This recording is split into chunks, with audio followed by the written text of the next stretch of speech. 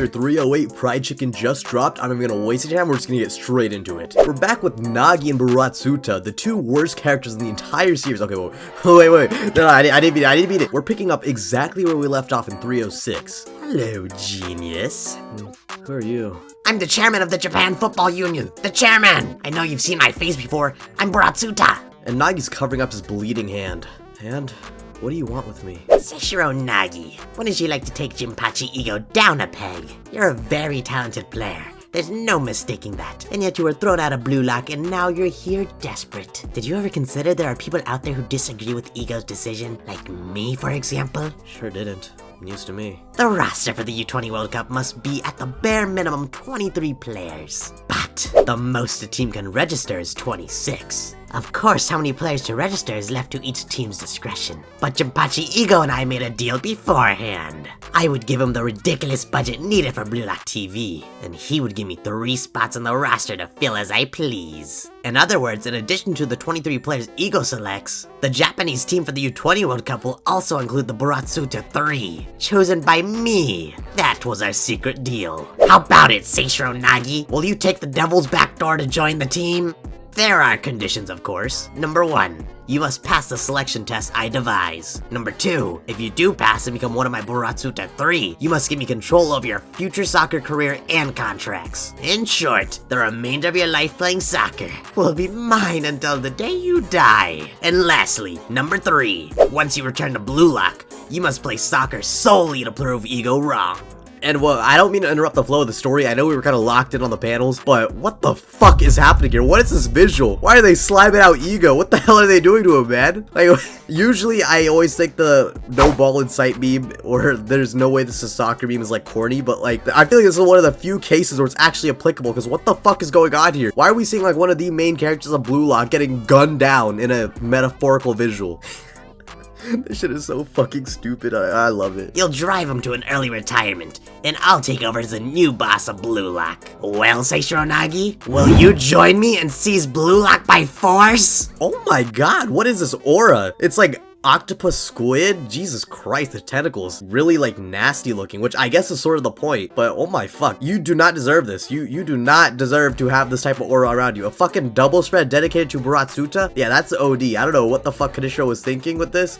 It looks funny as shit. I don't know. For some reason, out of all the visuals we've ever seen in the series, I kind of want to know what this looks like the most in the anime, because this is funny as shit. But Nagi, his eyes perk up.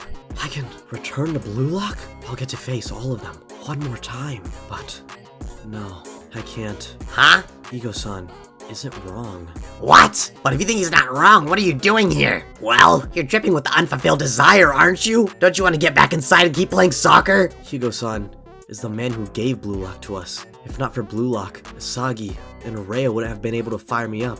How can you say that? He's using you as a stepping stone to fulfill his own desires. Jinpachi Ego is nothing but a heartless monster with a shitty personality. Maybe, but because of Ego-san, that place was always burning hot. I refuse to betray Blue Lock. And let's go!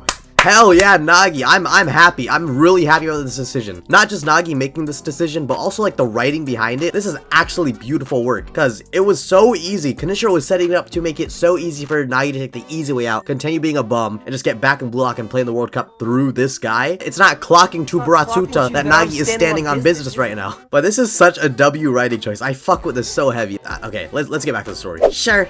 Okay, you can make that stand if you want. Protect your fragile heart, and then live the rest of your life thinking about how great you used to be until you die. You won't give up your pride until you're 6 feet under. You're nothing but a pride chicken. And honestly, I think cocky chicken would have been a bit of a better wording here, but it's not a big deal. Pride chicken still gets the same idea across. And most importantly, why is Baratsuta getting fired up from being a bum? Is that how it works for you, man? That's just sad. You're like 50s, maybe even 60s. Your hairline is cooked. You're gone. You're like, you're past prime already. And you're getting fired up by being a fucking loser. Like, come on, man, lock in. Pick up the phone, baby. I know you're home, baby. Hello? Sayatoshi? The groupings for the U20 World Cup Group League were just announced. Japan is in Group A, along with Nigeria, England, and France. Huh? Really that soon? That's crazy, they're tough. And only the top 2 teams will advance to the championship tournament.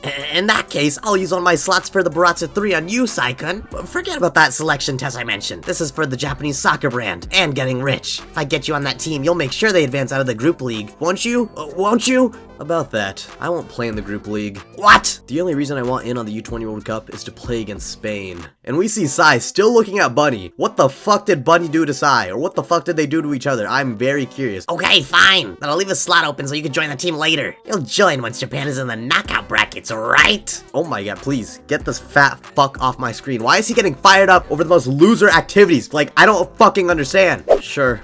As long as I don't change my mind. Of course, first, they'll have to win without me or it won't matter anyway. You would need ambition so strong, even Blue Lock would be nothing but a springboard. Only those with an ego as big as that can win.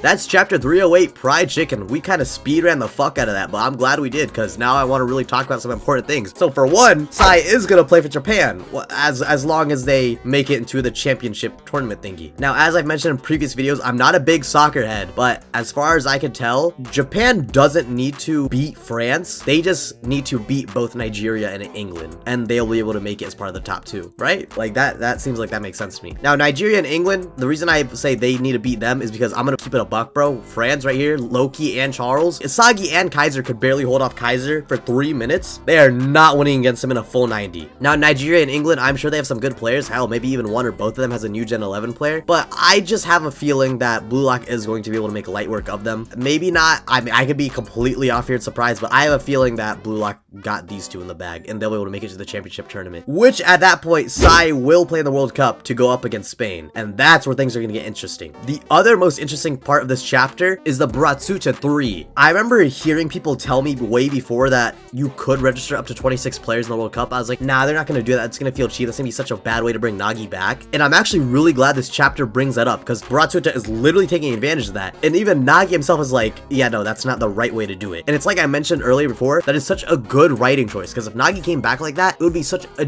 dog shit way of him coming back, and I don't want him to have his redemption feel cheap or unearned. So him denying that just shows how much maturity and depth he has, and it's gonna make his comeback when it does happen feel so much more earned. Now, as for the Baratsuta 3, obviously Sai is one of them. He clearly had a spot planned for Nagi, so that's 2 of them. So that really only leaves one guy left who hasn't been mentioned at all whatsoever. Maybe this is a crackhead theory, because I know it's been one for ages, and I might make a video about it just because I want to talk about it more, but hear me out. What if the last person in the Baratsuta 3 is Kira? And wait, no, hear me out. Think about it. The entire point of Baratsuta's plan is to return to Blue Lock and play soccer solely to prove Ego wrong. Who at the very beginning of the story wanted to play soccer in Blue Lock solely to prove Ego wrong? That's right, Kira. And another thing, we know that Baratsuta says he had a type of selection test devised for Nagi and this other person. Sai was not included in the selection because according to Baratsuta's own words, he's already proven himself. He doesn't need to. They like know his skill. So whoever this other dude is, aside Nagi, is someone that is good, but still sort of needs to prove himself, either because of something in his past or like his skill just isn't all the way there yet. And who fits those criteria perfectly? Kira.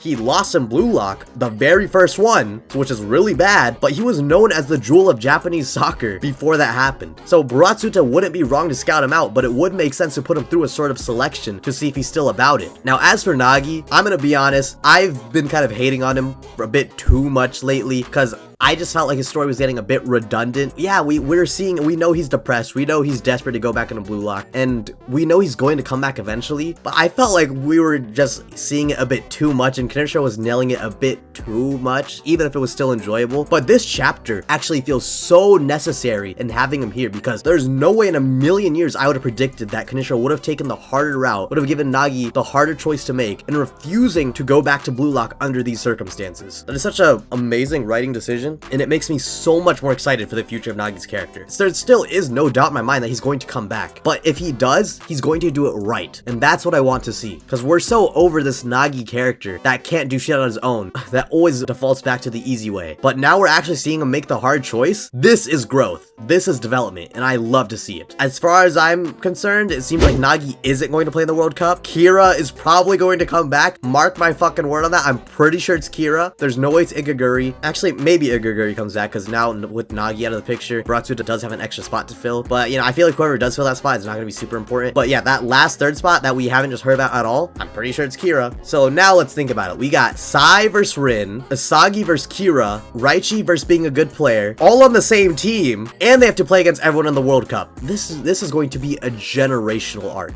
and I cannot wait to see how it all unfolds. That's pretty much all I have for today's video. There's not much else for me to say because I feel like I've got everything off my chest, and it's really exciting stuff. Remember, if you enjoyed it, to like, comment, subscribe. It means the world to me, especially since most of you aren't, and I'd love to see you on this journey with me. We're almost at 2K subscribers, only 500 more of you need to hit that button. But yeah, that's all I have for now. I'll see you in the next one. Peace.